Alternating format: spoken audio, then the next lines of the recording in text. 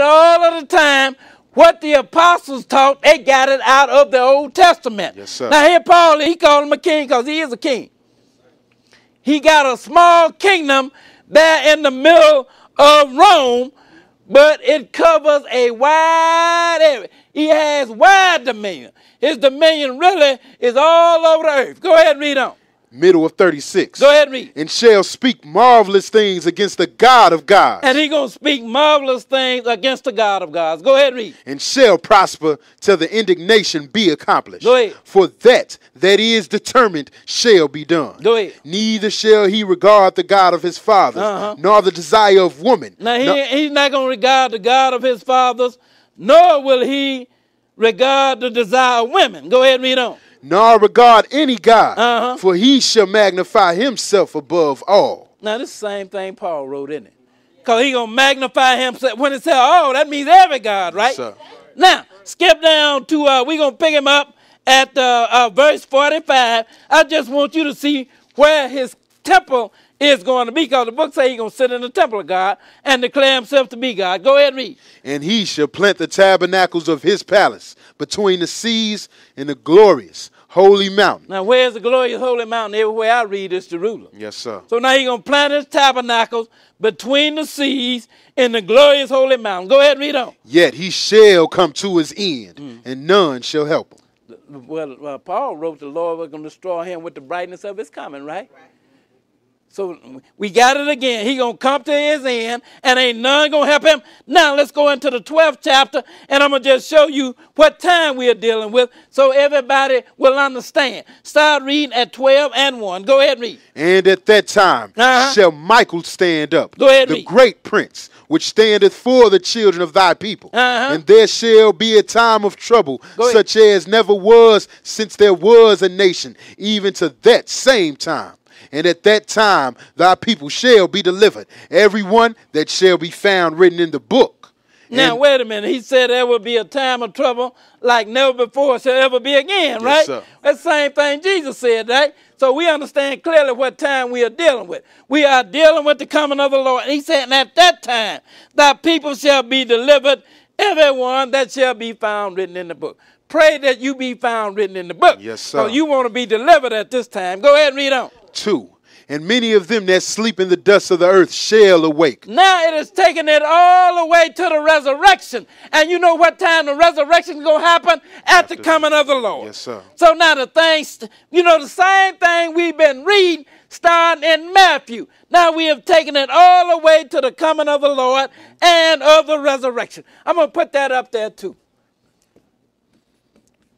First resurrection. Go ahead and read. Some to everlasting life, and some to shame and everlasting contempt. Now the question going to be asked here, how long will it be to the end of these wonders? We're going to get the question and we're going to get the answer. Skip down to verse 5. Go ahead and read. Then I, Daniel, looked, and behold, there stood other two, the one on this side of the bank of the river, and the other on that side of the bank of the river. Go ahead and read. And one said to the man clothed in linen, which was upon the waters of the river, how long shall it be to the end of these wonders? Now he's telling about this time of trouble like never before, ever again. Now the question is asked, how long will it be to the end of these wonders? And he's going to get the answer. Go ahead and read on. And I heard the man clothed in linen, which was upon the waters of the river, when he held up his right hand and his left hand unto heaven, and swear by him that liveth forever. That now the answer came from God, so it's right. You understand what I'm saying? This answer didn't come from man. It came from God. The Lord gave the angel the answer. Now, this is the answer. Now, if you got a problem, then your problem with God. Because the answer from God is 3.5 years. Now, some man may tell you 7, but God said 3.5. Who you going to ride with? Go ahead and read. And swear by him that liveth forever, that it shall be for a time. That it shall be for a time, which is 1 year. Go ahead and read. Times. Times, plural, which is 2 years. Go ahead and read. And in half. And a half a time, which is a half a year, which equal to 3.5 years. Yes, sir. I'm going to just put it up here, 3.5 years. That's how long God said the tribulation is. Anybody else say anything different, they got it wrong. because everybody got 7 years. You can go in just about any Bible bookstore and find the shelves just lined up with books. It's all saying 7 years. But God is saying 3.5. Now, which one you think it's going to be? Let's go now to Daniel chapter 7. And we're going to pick it up at verse 1. Daniel 7, and we're going to pick it up at verse 1. Now, we're going to deal with them same 4 kingdoms again, but this time they are represented by beasts. We're going to start reading at Daniel 7, and we'll begin reading at verse 1. 7 and 1. 7 and 1. Okay, go ahead and read. In the first year of Belshazzar, king of Babylon, Daniel had a dream. Now, this was after Nebuchadnezzar had died. Then the kingdom had been passed on to his son, Belshazzar. And he said in the first year of Belshazzar, king of Babylon, Daniel had a dream this time. Go ahead and read on. And visions of his head upon his bed. Then he wrote the dream and told the sum of the matter. Daniel spake and said, I saw in my vision by night, and behold, the 4 winds of heaven strove upon the great sea. And 4 great beasts came up from the sea, diverse, one from another. Now, these 4 great beasts, they represented 4 kingdoms, and we'll show you that a little bit later as we continue to read. Go ahead and read on. The first was like a lion. So now we had the lion. Go ahead and read. And had eagle's wings. Go ahead. And I beheld till the wings thereof were plucked. Go ahead. And it was lifted up from the earth. Go ahead. And made stand upon the feet as a man. And Go ahead. the man's heart was given to it. And behold, another beast, the second, like to a bear. And the second was like to the bear. So now we had the lion. Then we had the bear. Go ahead and read on. And it raised up itself on one side. Go ahead. And it had 3 ribs in the mouth of it, between the teeth of it. And they said thus unto it, arise, devour much flesh. So now what happened with the bear? You know, this represented, the lion represented Babylon, the bear, the Medes, and the Persians, the lepers, the Greeks, and this terrible beast represented the Roman Empire. So what happened with the bear? If you read the scripture, around 5th chapter of Daniel, it will tell you that the Medo-Persian Empire, it did not destroy Babylon. It took Babylon over.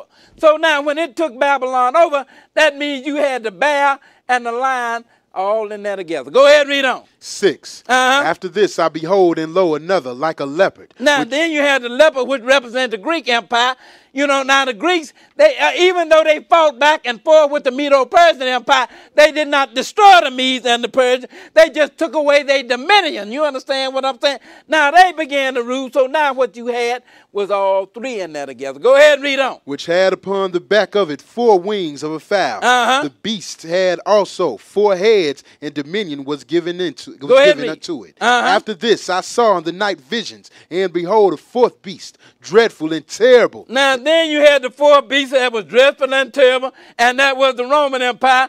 So what it did, it came and it took over from the Greek Empire. So when it consumed the Greek Empire, it consumed all these together. So now you had all of them there in one. What verse are we? Middle of 7. Go ahead and finish that verse. And strong exceedingly. And it had great iron teeth. It devoured and brake in pieces, and stamped the residue with the feet of it. Go ahead. And it was diverse from all the beasts that were before it. And it had 10 horns. And it had 10 horns. Go ahead and read. 8. I considered the horns, and behold, there came up among them another little horn, before whom there were 3 of the first horns plucked up by the roots. Now this little horn here, it represented the religion that came with the Roman Empire.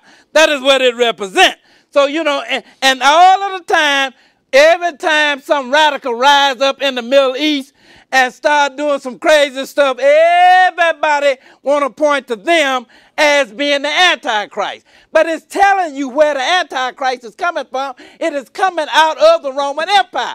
I don't care why. I don't care how crazy some of them act over there in the Middle East.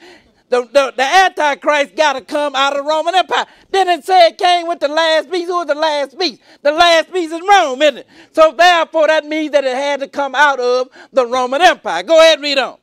And behold, in this horn were eyes like the eyes of a man, and a mouth speaking great things. Now I want you to skip down to verse 17 so you don't walk away from here thinking that these are some animals. Go ahead, verse 17.